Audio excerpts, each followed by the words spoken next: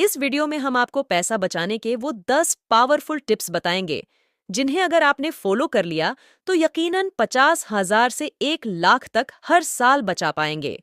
ये tips value ranking के हिसाब से 10 से 1 की और लगाए गए हैं, जो आखिर में बोनस टिप पर खत्म होते हैं। तो शुरू करते हैं वीडियो को। Tip number 10, avoid shortcuts to make money. देखिए, मार्केट में बहुत से ऐसे तरीके हैं जो आपके पैसों को कम समय में 10, 20 या 100 गुना तक बढ़ाने का दावा करते हैं, जैसे कि कमेटी चलाना, ब्याज पर पैसा देना, चेन मार्केटिंग सिस्टम या चिट फंड इत्यादि। अब सवाल उठता है कि अगर हमारा पैसा कम समय में ज्यादा बढ़ रहा है, तो इसमें बुराई ही क्या है? इसमें बुराई यह है कि कम समय में ज्यादा पैसा कमाने वाली जितनी भी स्कीम्स होती हैं, उन सबको एक दिन अचानक से बंद होना होता है। अब आपकी किस्मत होती है कि आप किस स्टेज पर इन स्कीम से जुड़े थे। ऐसा असल में इसलिए होता है कि पैसा कमाने के किसी भी प्रकार के व्यापार को चला रहने के लिए कम से कम 30% का प्रॉफिट कमाना ही चाहिए, तब जाकर उसके प्रॉफिट को आगे बांटा जा सकता है। अगर ऐसा नहीं होता तो आपका फायदा किसी दूसरे के नुकसान पर टिका है।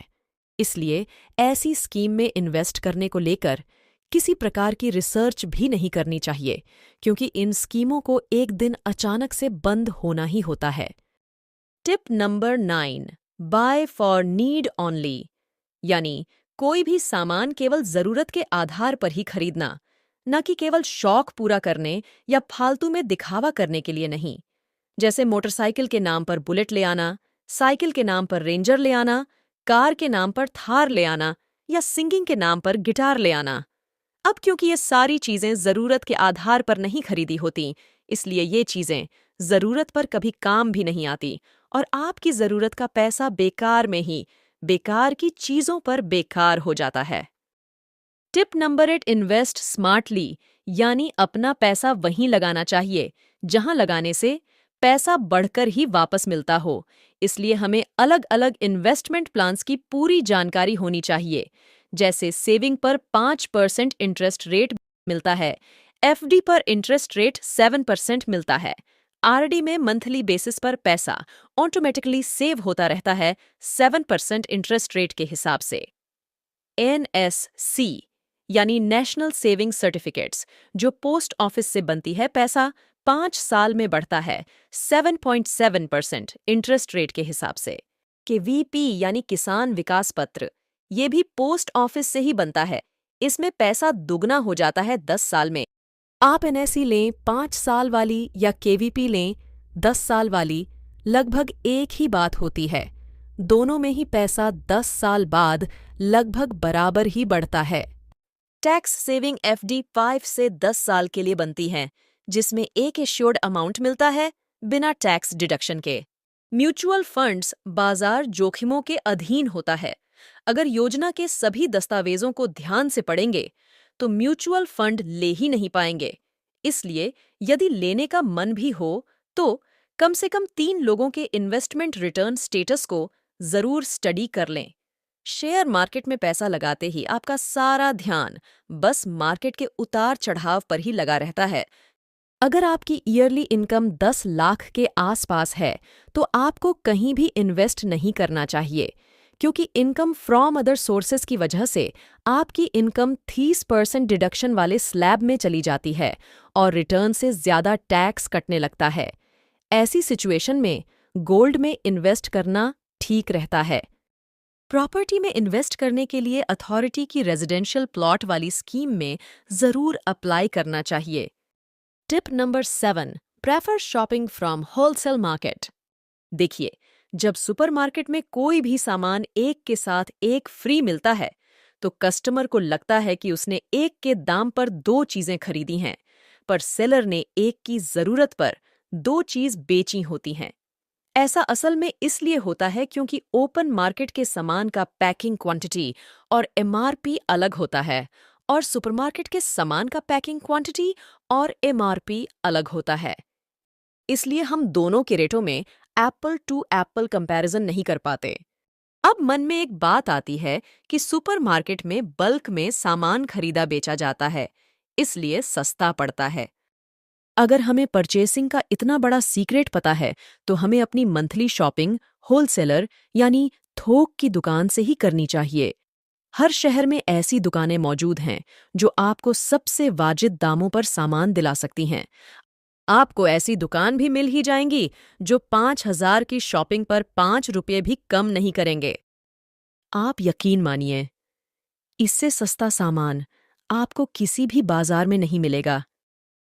Tip number 6, avoid shopping from online market. अब आप कहेंगे कि ऑनलाइन शॉपिंग पर तो हमेशा रिवॉर्ड्स, ऑफर्स, डिस्काउंट वगैरह की फैसिलिटीज भी मिलती हैं। ऑनलाइन शॉपिंग तो परचेसिंग का सबसे बेस्ट तरीका है, फिर जिसमें इतना सारा फायदा है तो इससे बचा क्यों जाए। देखिए, जब आप ऑनलाइन शॉपिंग करते हैं तो परचेसिंग के चारों कंट्रोल यानी क्वालिटी, कॉस्ट, डिलीवरी और वारंटी आपके हाथ में नहीं रहते। पहला, कंट्रोल क्वालिटी यानी अपने लिए सबसे बेहतर आइटम को अपने लिए सिलेक्ट करना। दूसरा, कंट्रोल कॉस्ट, सेल आइटम की कॉस्ट हमेशा कम ही रहती है। डिलीवरी, जो सामान आप पेमेंट करते ही ले सकते हैं उसे ऑनलाइन पर 6 दिन बाद दिया जाता है और वारंटी की भी कोई गारंटी नहीं होती। Tip number 5, develop hand skills यानी हाथ का हुनरमंद होना। नाम का नहीं, जैसे घर पर बिजली के छोटे मोटे काम आना, टीवी, फ्रिज, मशीन वगैरह खुद ही ठीक कर पाना, बाइक या कार की छोटी मोटी मेंटेनेंस कर पाना। अब सवाल उठता है कि ये सब चीजें कभी कभार ही तो खराब पड़ती हैं, तो फिर इन्हें रिपेयर करना क्यों सीखें। जब बिजली वाला या मैकेनिक बहुत छोटे से काम के 500 या 1,000 रुपए ले जाता है, तब ये हुनर हमें पैसों की बर्बादी से बचाता है। इससे बचने के लिए आपको 2 काम करने हैं। पहला, जब मैकेनिक आपकी खराब पड़ी चीज को ठीक कर रहा है तो उसे समझने की कोशिश करना है, और दूसरा, कौन सी खराब चीज को कैसे ठीक करना है। ये सारी जानकारी आजकल यूट्यूब पर बड़ी ही आसानी से मिल जाती है। खराब सामान को मैकेनिक के पास ले जाने से पहले खुद ही अपने हाथ का हुनर आजमा लें। बात बन जाए तो ठीक, वरना ठीक करने के लिए मैकेनिक तो बैठे ही हैं। Tip number 4, avoid penalties. देखिए, पैसों की बर्बादी को हर तरह से रोकना चाहिए और पेनल्टीज के नाम पर तो सरासर रोकते ही रहना चाहिए, जैसे स्कूल की late fees, late payment, traffic चालान, fine for minimum average balance आदि। पेनल्टीज में पैसों की बर्बादी को रोकने के लिए आपको एक काम करना है कि आपको एक कागज पर 1 साल का चार्ट बनाना है, जिस पर किस महीने कौन सी फीस भरनी है या कौन कौन सी किस्त कटनी है लिखा हो, और उस चार्ट को घर के आपकी नज़र पढ़ने वाली दीवार पर लगा देना है। 1 साल की प्रैक्टिस के बाद वो चार्ट आपके दिमाग पर ही छप जाएगा और आप फिजूल की बर्बादी से बच जाएंगे। Tip number 3, health is wealth यानी स्वस्थ शरीर ही सबसे बड़ा धन है।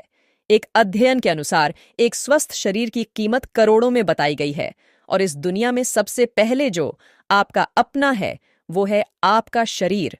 हमारा शरीर ही सारे सुखों की ओर हमें लेकर जाता है, और ये शरीर ही है जो हर खतरों से हमें बचाता है। इसलिए अपनी शरीर की हर तरह से रक्षा करनी चाहिए। इस शरीर के लिए जितना जरूरी न्यूट्रिएंट्स होते हैं उतना ही जरूरी माइक्रोन्यूट्रिएंट्स होते हैं। इन दोनों की ही कमी से शरीर कमजोर होता रहता है, समय से पहले बूढ़ा दिखने लगता है और हमें महंगे मेडिकल ट्रीटमेंट की जरूरत पड़ने लगती है, जो हमारी कमाई के एक बड़े से हिस्से को खाना शुरू कर देती है। फिजूल की इस बर्बादी को रोकने के लिए आपको बस ये 2 काम करने हैं। पहला, सीजनल फल और सब्जियां भरपूर मात्रा में लेनी हैं। इसके 2 फायदे हैं। एक तो ये स्वास्थ्य और मौसम की अनुकूल होती हैं, और दूसरा, सीजनल होने के कारण साल के सबसे सस्ते दाम पर मिल जाती हैं। और दूसरा काम, एक मेडिकल पॉलिसी जरूर लेनी है। Tip number 2, ITR filing by CA only यानी इनकम टैक्स रिटर्न हमेशा CA से ही भरवानी चाहिए, खुद ही CA नहीं बनना चाहिए। जैसे बॉडी का इलाज करने के लिए डॉक्टर होता है, वैसे ही पैसों का इलाज करने के लिए चार्टर्ड अकाउंटेंट होता है। हम लोग CA की 500 या 1,000 रुपए की फीस बचाने के लालच में अपना हजारों रुपए का नुकसान कर लेते हैं, अनजाने में। सीए न केवल फालतू के नुकसान से बचाता है, बल्कि नुकसान हो चुके पैसों को भी रिटर्न कर लेता है और साथ ही अगले फाइनेंशियल ईयर की प्लानिंग कैसे करनी चाहिए समझा देता है। इसलिए अपनी फाइनेंशियल प्लानिंग के लिए एक्सपर्ट एडवाइस जरूर लेनी चाहिए। टिप नंबर 1 सेव ₹1 डे, यानी हर रोज ₹1 के हिसाब से सेव करना। मान लेते हैं कि आज आपकी उम्र 30 साल है, तो आपको 365 गुणा ₹30 गुणा 1 बराबर ₹10,950 आज ही अपनी नॉर्मल सेविंग से अलग सिक्योर कर लेने हैं, एफडी यानी फिक्स डिपॉजिट के रूप में। एग्जाम्पल के तौर पर हमने 30 साल की उम्र में ₹11,000 एफडी में लगाए। 1 साल बाद ये 11,770 हो जाएंगे 7% इंटरेस्ट रेट से, और उसमें ₹365 और जुड़ जाएंगे। रोजाना ₹1 एक दिन सेविंग प्लान के हिसाब से 31 साल की उम्र में ये 12,135 हो जाएंगे। धीरे धीरे ब्याज पर ब्याज लगता चला जाएगा और आपका पैसा साल दर साल बढ़ता ही चला जाएगा। रोजाना सिर्फ ₹1 एक दिन सेविंग प्लान के हिसाब से 60 साल की उम्र तक ये पैसा 1,11,000 हो जाएगा। 70 साल की उम्र तक ये पैसा 2,22,000 हो जाएगा। अब सवाल उठता है कि इस पैसे का आखिर करना क्या है? इस पैसे का कुछ नहीं करना, केवल इसकी रक्षा करनी है कि चाहे कुछ भी हो जाए, इसे नहीं बिगाड़ना। ऐसा क्यों? क्योंकि कुछ करने के लिए तो आपने अपनी फाइनेंशियल प्लानिंग कर ही रखी है। इसलिए अंत में वीडियो को पूरा करते हैं बोनस टिप के साथ। वीडियो को लाइक और शेयर करें और चैनल को सब्सक्राइब करें। कमेंट करके बताएं कि मनी सेविंग का कौन सा टिप आपको सबसे अच्छा लगा। Tip number A1, follow your parents only. देखिए, अगर पैसा बचाना और पैसा कमाना इतना ही आसान होता तो हमसे बहुत पहले हमारे पेरेंट्स करोड़पति बन चुके होते। कुछ ना कुछ कमियां तो जरूर रही होंगी। आपको बस इतना सा काम करना है कि उन कमियों को पूरा करने में कोई कमी नहीं छोड़नी और पूरी ईमानदारी और मेहनत के साथ पैसा कमाना है। जो लोग मेहनत और ईमानदारी के साथ काम करते हैं, माँ लक्ष्मी की कृपा हमेशा उन पर बनी ही रहती है। इसके साथ हम इस वीडियो को यहाँ समाप्त करते हैं। आपका धन्यवाद।